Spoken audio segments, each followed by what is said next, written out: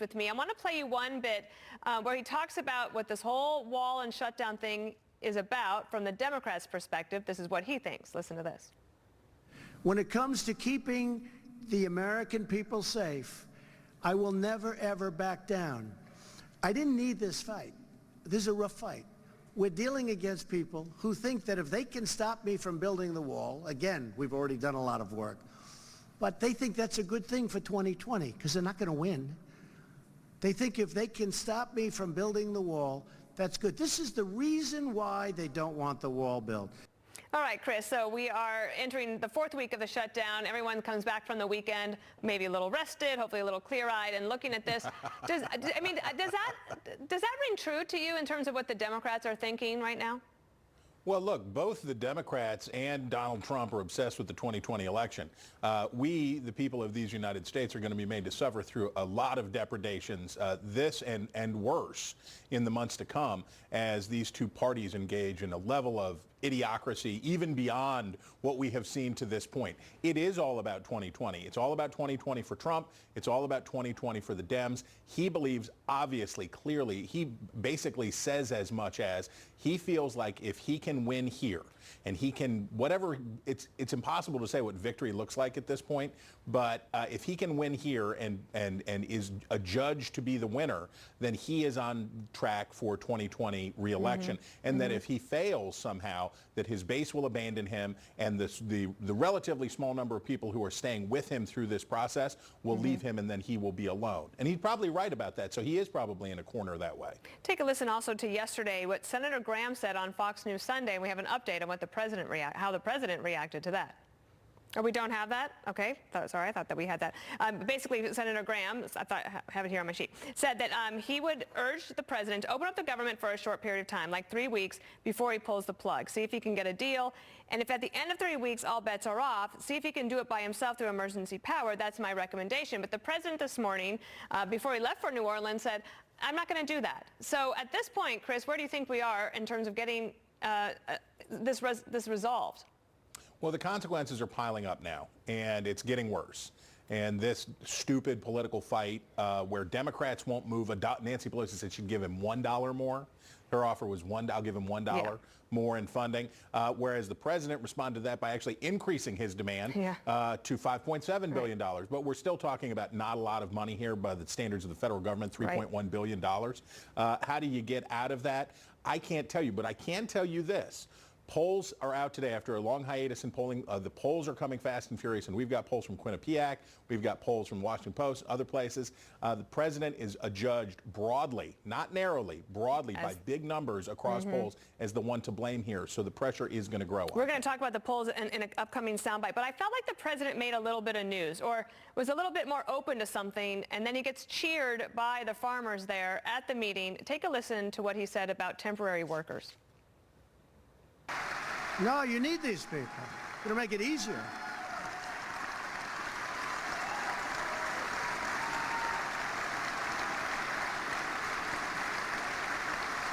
I mean, I'm glad I told you that because, you know, look, you're in that business and a lot of people don't understand this. You need those. You need people to help you with the farms. And I'm not going to rule that out. I'm going to make that easier for them to come in and to work the farms. You've had some people for 20, 25 years. They're incredible. Then they go home and they can't get back in. That's not going to happen.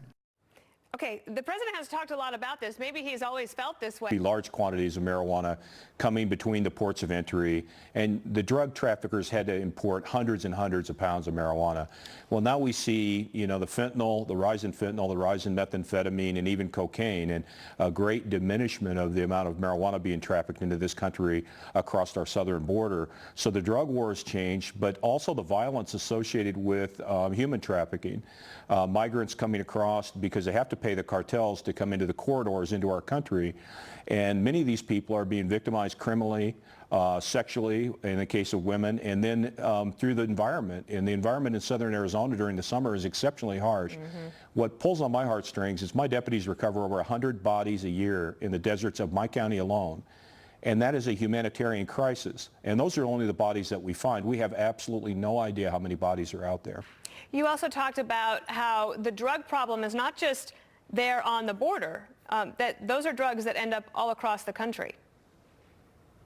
That's a fact. My deputies, it used to be that if we interdicted 2 ounces of methamphetamine or so, that was a pretty big bust. In the last couple of weeks, my deputies have done 3 seizures, one of 15 pounds, one of 14 pounds, and one of 10 pounds.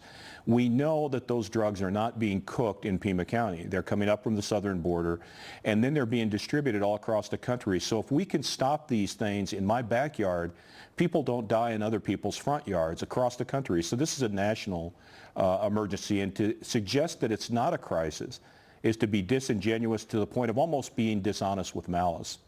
Now, let me ask you this, because there's this question, right? So would a physical barrier work? I think your position is some physical barriers make sense in a lot of places, but you need other things. I think people who might be against what President Trump wants to do might say, well, just look at this tunnel. We found this today. That's how the drugs are coming in. What would your idea of success look like here as we try to work towards an outcome? Well, Dana, the problem is that we've gotten so caught up in the semantics of what constitutes a wall, and we've kind of lost our focus. What I want is total operational control over our southern border. In places, that's going to be physical barriers. They're absolutely the right tool in some areas, and they make sense. In other places, they're going to be very difficult, if not impossible, to implement, and we're going to need technology and human resources in those areas. But folks need to remember that even a physical barrier, a wall, whatever you want to call it, if it's not maintained, if it's not enforced, and it's not monitored, is merely an impediment. And we see that efforts to tunnel under, go over, and go through. So we're going to have a blended approach, and I think that's really what the president's talking about. I'm running out of time here. Sheriff Mark Napier, thank you so much for your common sense viewpoints. We appreciate it. Leaders may be forced to testify before a congressional panel. Can that actually happen? Let's bring in former Justice Department prosecutor James Trusty. Let me start with the New York Times story over the weekend that said that the FBI was both looking into President Trump from a counterintelligence perspective and a criminal perspective. So these 2 investigations were converging at a time right around when James Comey was fired. How did you take this story? I took a lot of it as being recycled, frankly. It didn't seem like there was a whole lot that was new. There are selected quotes from Lisa Page, one of the people that has been really greatly tarnished publicly by her involvement in the probe, and some from James Baker, who's the general counsel for the FBI. But the bottom line is, if they started a probe essentially because James Comey was fired, that's not a particularly compelling reason. And it certainly has a whiff of that in terms of the McCabe's of this story, possibly retaliating against the president out of loyalty to Comey. How frustrated, if you hear from any of your former colleagues at the FBI, how frustrated are they that this story keeps coming up and it tarnishes the reputation of the FBI? Well, I do hear from the FBI a lot. I hear from a lot of my friends that are agents, and they really view it as a political class acting up and now being exposed. It's Comey, McCabe, Strzok, Page. It's people that were really putting their own politics and their own kind of self-righteousness above the job of being a very important law enforcement officer. So there's a lot of frustration that they feel that the entire department has been tarnished to some degree. And I think there's still some very significant unanswered questions about FISA abuse and about how the probe got started, the use of the Steele dossier. So there's a lot of things that are going to stay in our frontal lobe for a while when it comes to assessing what the FBI did in relations to these 2 very important public integrity probes.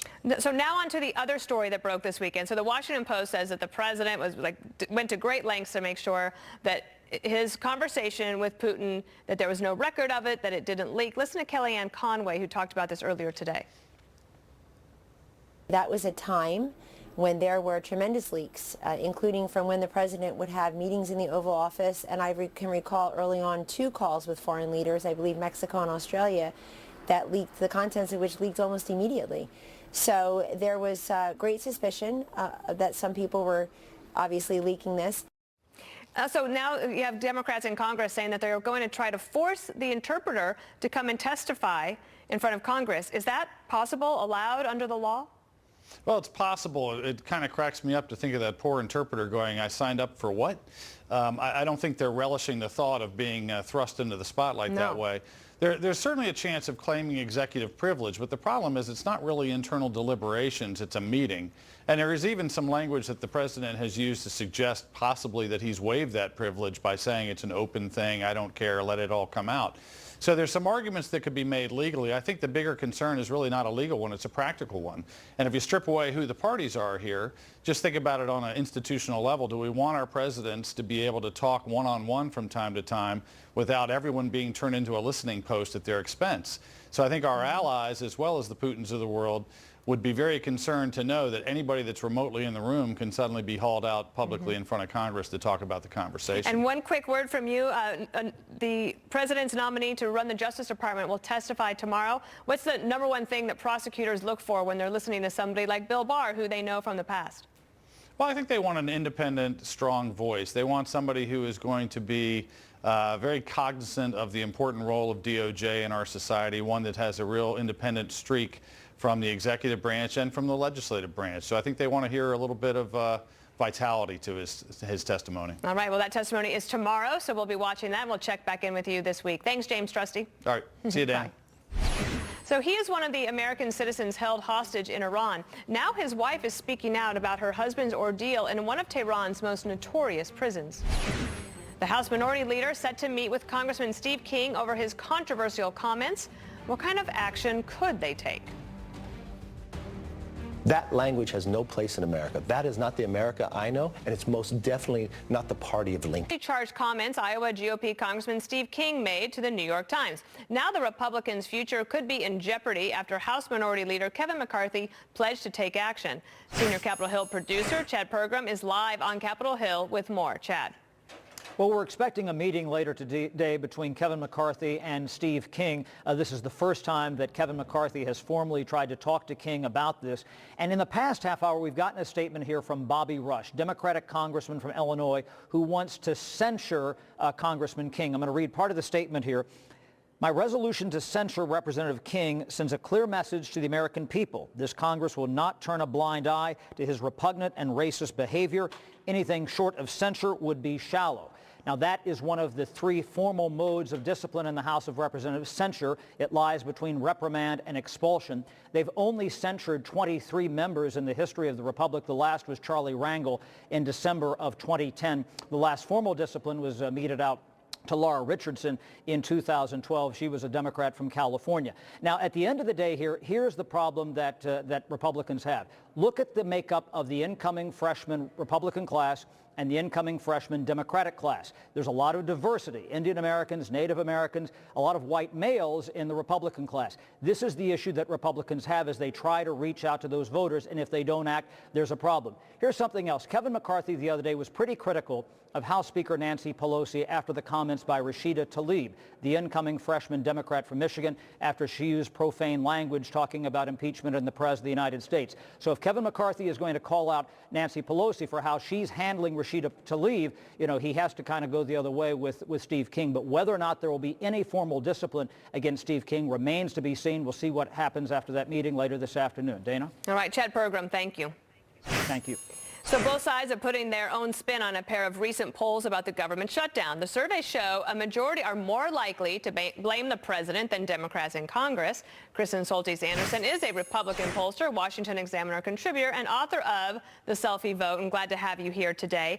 And so public opinion on the wall, do you approve or disapprove, had been very consistent for 2 years, not a lot of movement. We talked about that last week. Within the last half hour, Quinnipiac has just come out with a new poll asking, did the president's speech last week from the Oval Office change your mind about the wall? Only 2% said yes. So people are really locked in. There was some movement in the ABC poll that said that there were more people supporting the wall than before, but not a ton of movement, even after the president used the trappings of the Oval Office. That's right. We're really at a stalemate here, and a lot of voters are looking at this issue through the lens of how they already view the president. People have very strong feelings about the president, favorable or opposed.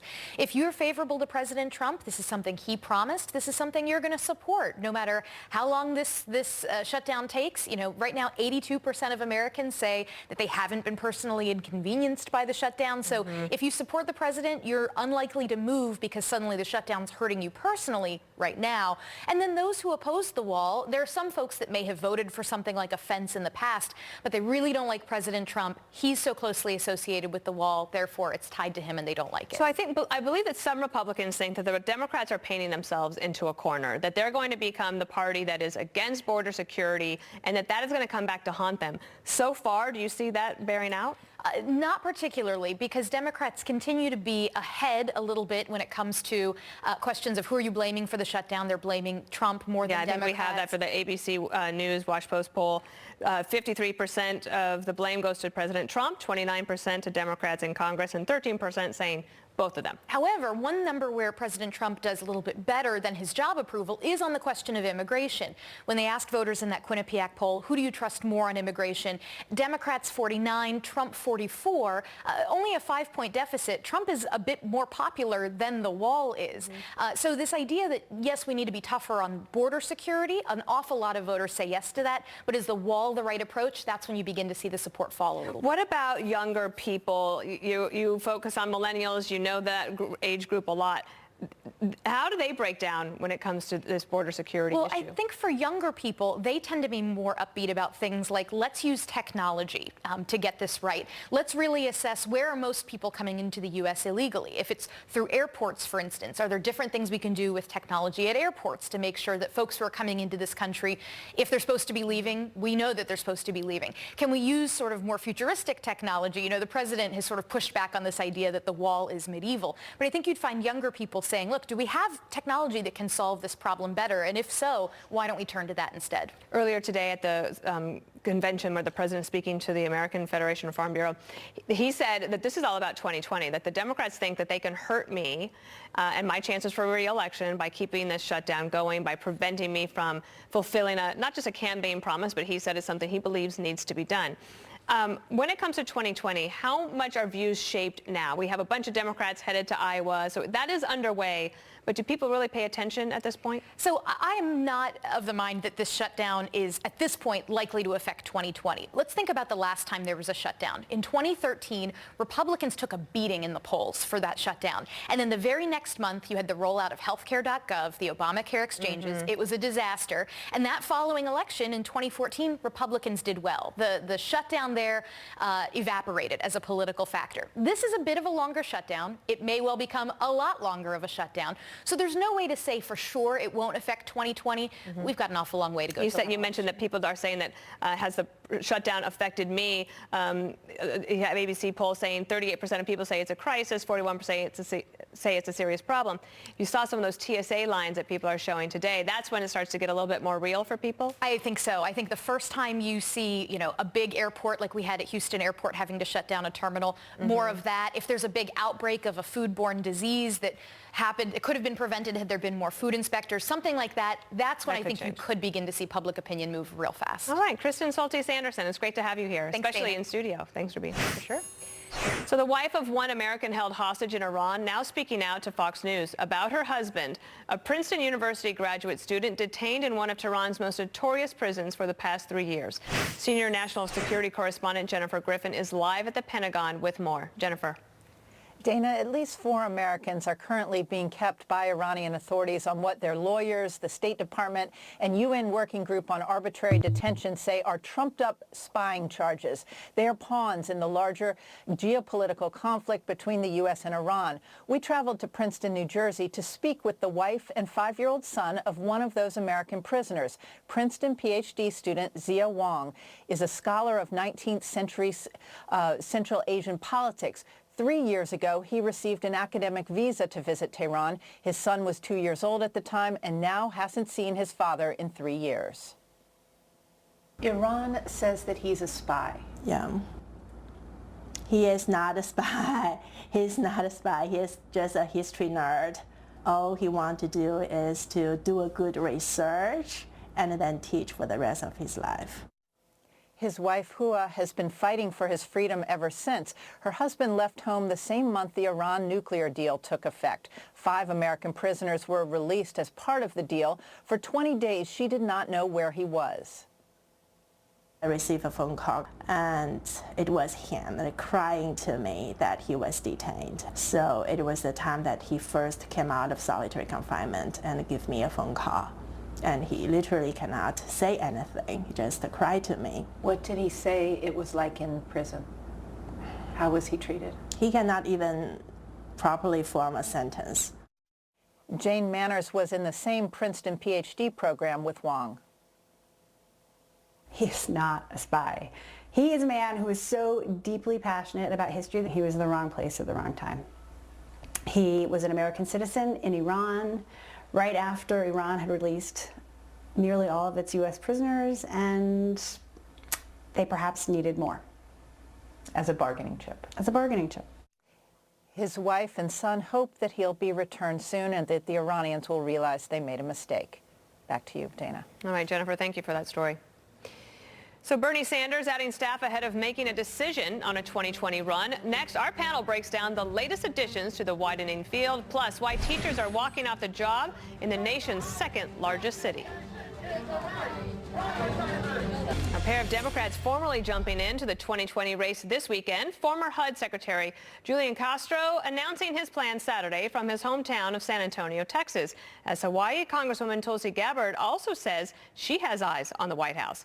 I'm joined now by Philip Stutz, a Republican strategist and the author of Fire Them All, and John Summers, former communications director for former Senate Majority Leader Harry Reid. Good to have you both here. Let me start with you, John. Any excitement around these two announcements, Castro or Tulsi Gabbard, who's under some fire today for previous work she did against the LGBTQ community? Yeah, I'm not particularly excited about her. You know, if she had her way back in the day when she was doing her work, I'd be in some treatment facility instead of enjoying the family that I've been able to build over the last several years. And so that's a non-starter for me. I think she's going to be a non-starter for a lot of progressives. It's great to hear Julian Castro come out and talk about issues, talking about healthcare, education, issues that people care about, and also equality. So great to hear from him, but even more so, it's exciting to see what's playing out in Texas. As a native Texan, you know, it's exciting to see not only Castro, but then what we're seeing with Beto as well, building these movements that are going to mean something in the state. We'll see what it means in 2020. If it does, right. I know, Phil, that another one of our Republican strategists that comes on, Colin Reed, has said that Texas is fool's gold for Democrats. But I also wanted to ask you about all of this excitement around the Democrats as they start to figure out who is it going to be, all these people headed to Iowa. Do you think Bernie Sanders will emerge? Well, he's recruited a ton of talent. I feel like it's a short-term game. I think the talent he's recruited is actually probably following the money. Bernie has the propensity to raise a ton of money.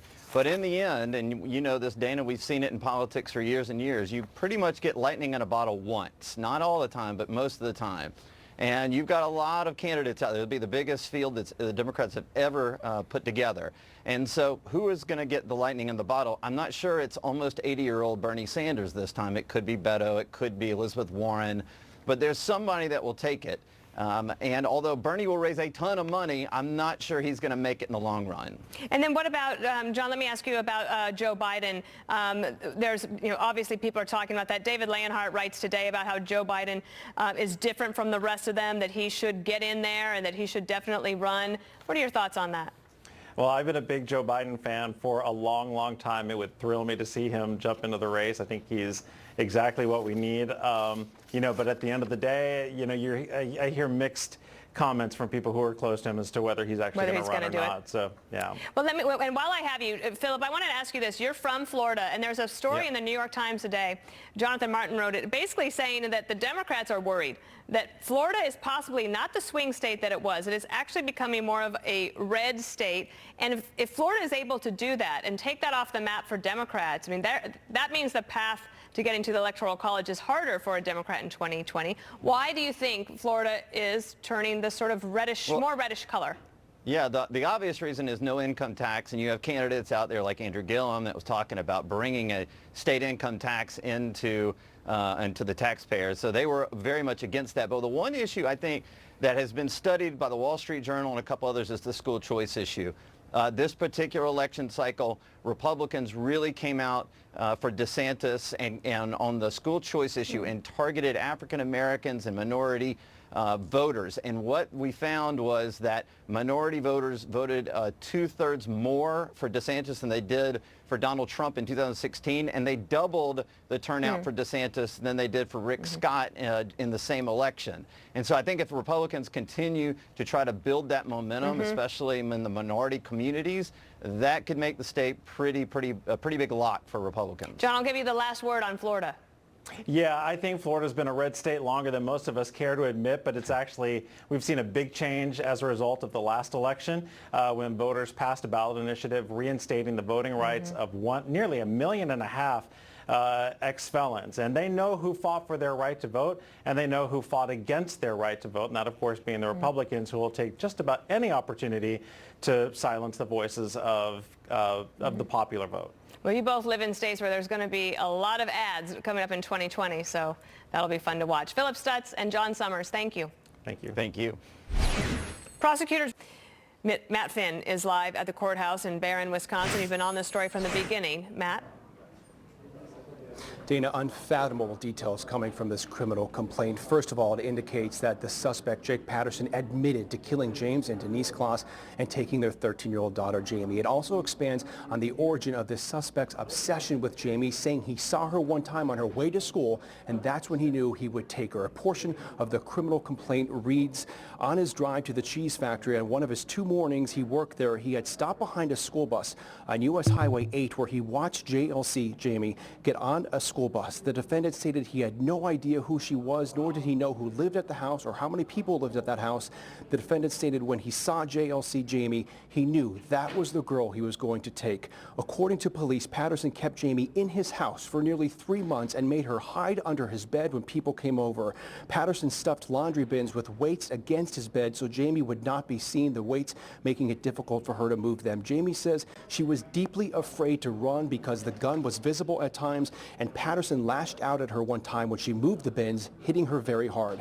Police say Patterson went to great lengths to plan the double murder and kidnapping. He wiped down all the shotgun shell casings before using them to erase DNA and shaved his face and head to avoid leaving DNA behind. Police say on October 15, Patterson shot the Kloss door open with a shotgun, killed James' father, who was trying to protect his family. Patterson then busted into the bathroom where Jamie and her mom were hiding. Patterson shot Jamie's mother in the head in front of the girl, taped Jamie, put her in his trunk, and took her to his rural house where she remained until the brave young girl successfully made a run for it last Thursday. The criminal complaint does not go into any detail about any potential molestation, and the 911 call from the Kloss home, that recording is expected to be released in just a few hours. Dana. Shocking. All right, Matt Finn, thank you. And now a look at other stories you should know about. It's our Daily 3. 32,000 teachers walking off the job in Los Angeles today after failing to reach an agreement on a new contract. Class size, the biggest sticking point in negotiations. Class is still on for the city's 600,000 students. And a federal judge blocking the Trump administration from enacting rules that would allow employers in 13 states to decline to offer free birth control. Previously, only religious groups were able to opt out of contraceptive coverage. And a severe winter storm is being blamed for deaths in several states. Nearly a foot of snow fell on St. Louis as part of a storm that reached all the way to the eastern seaboard. Coming up tonight on The 5, Greg Gutfeld's got a driving test tomorrow, so we're helping him study with a practice test today. I'll quiz the rest of the 5 on their driving knowledge. I'm really looking forward to this. I'm also hoping that I can get a few answers right myself. Since moving to New York, I haven't driven as much either. All right, thanks for joining us, everyone, here on the Daily Briefing. We'll see you all week. I'm Dana Perino. Here's Shep.